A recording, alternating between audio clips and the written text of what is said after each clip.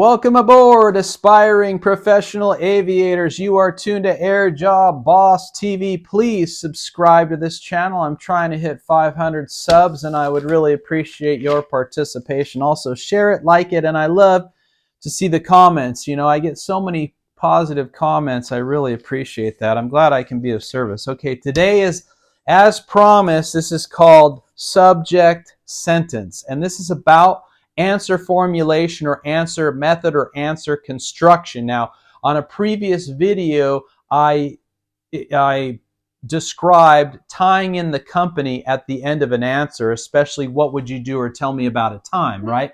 Tell me about a time.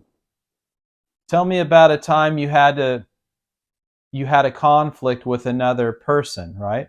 And at the end, you're going to say, and this is exactly the type of problem-solving technique, conflict resolution rather, technique I intend to use when I work for American Airlines, when I work for Delta Airlines, when I work for Southwest Airlines. I intend to do this, continue this legacy of conflict resolution when I'm here at JetBlue. You're going to basically tell them the statement. This is what you're going to do at their airline. You're going to name that airline, the airline. Now, you don't want to do this every single answer. Just do it one of the questions, right? You don't want to be repetitive in any way.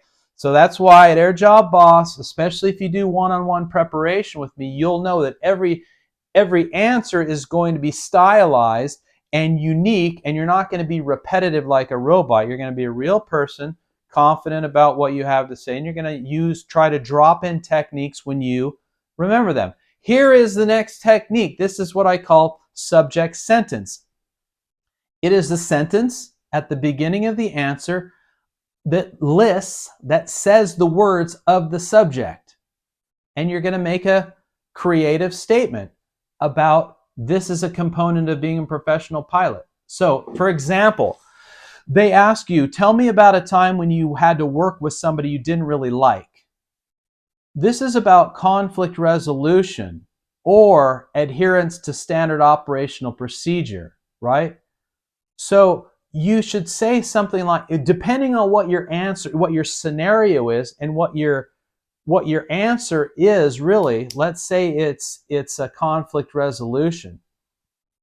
You're going to say, well, conflict resolution is a very important part of being a professional pilot, and sometimes we're not going to work with people we always like, and this requires conflict resolution techniques.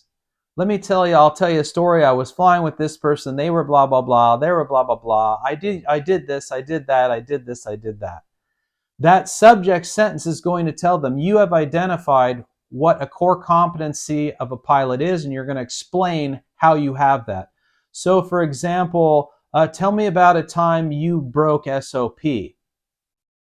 Right? The core concept is integrity, feedback loop through the safety management system, and adherence to regulation.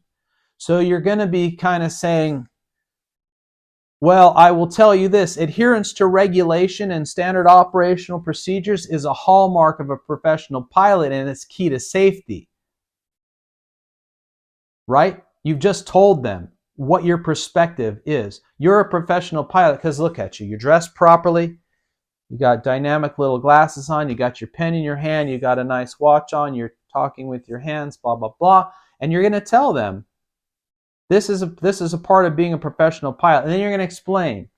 Normally, I do not deviate from standard operational procedures, but there was a case in which I didn't realize that our manuals had changed. It was a change that came through an email, and it had several changes. It wasn't given through our regular avenue of training. We have distance learning training. We also have a recurrent training every year. But this was in an email that was kind of not exactly advertised very well. And I was doing this technique in the airplane. The first officers told me, hey, there was a change. And I said, what do you mean change? And he produced the email. And once I saw the change, I said, oh, of course, let's make sure, please, thank you so much for correcting me, blah, blah, blah, blah, blah. I thanked him for showing that, and then as a result, I made sure I tried to check my emails more carefully, blah, blah, blah, blah, blah, right? If it requires an ASAP report or a NASA report or a company report, say, as a result, I filled out an ASAP report so other people the company would be aware that I made a mistake, and this is how it happened, and this is how I was corrected. So maybe in the future they can improve their communications, or we could all get along, and I can do better, and we aren't breaking SOPs. But make sure you're saying that at the beginning. Let's try another one. Let's see if let me see if there's another question. Tell me about a time you had to work over a long period of time for a goal you really wanted to achieve. This is asking you about your tenacity, your ability to continue working toward a goal that may not be accomplished immediately.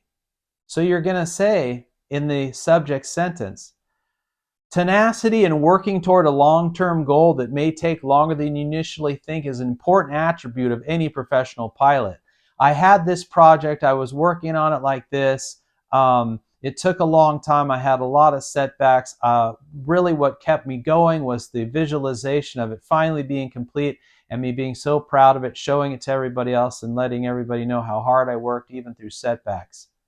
Right? So you're going to, at the beginning, you're simply going to make the subject. Now, pilot professionals, there is a collection of core competencies that describe a professional pilot. For example, analytical thinking.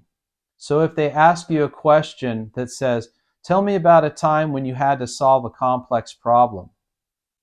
Analytical thinking is what they're asking about, and problem-solving techniques. So you can say, well, problem-solving really requires analytical thinking.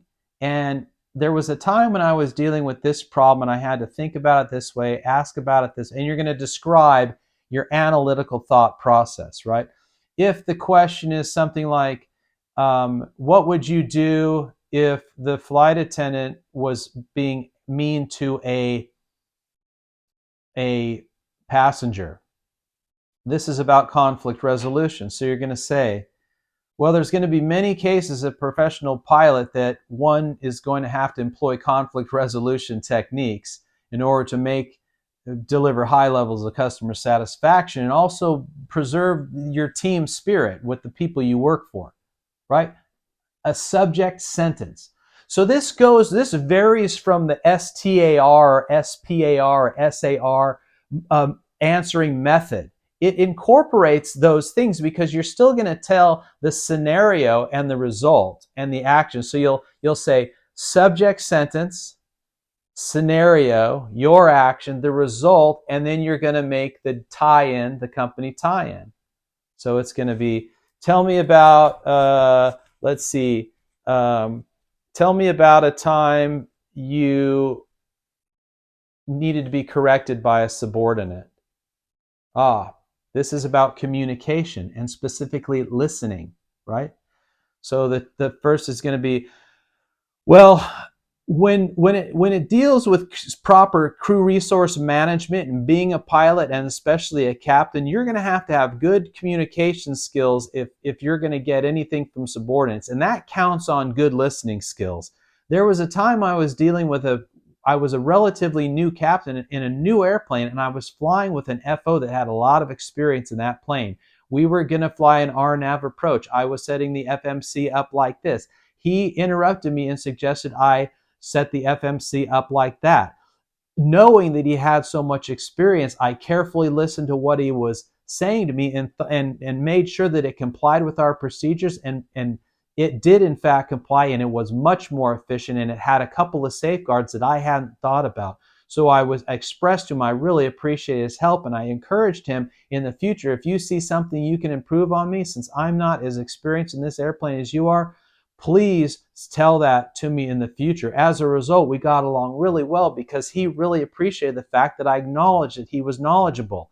And I accepted his advice instead of shutting him down and deciding that I knew better than him simply because I was a captain. That was not true. That is exactly the type of team building and cooperative collaboration I intend to bring to your airline here, or our airline, or American Airlines, or Delta Airlines. Okay, so that's the whole package: the subject sentence, the situation, the action, the result, and the tie-in. All right.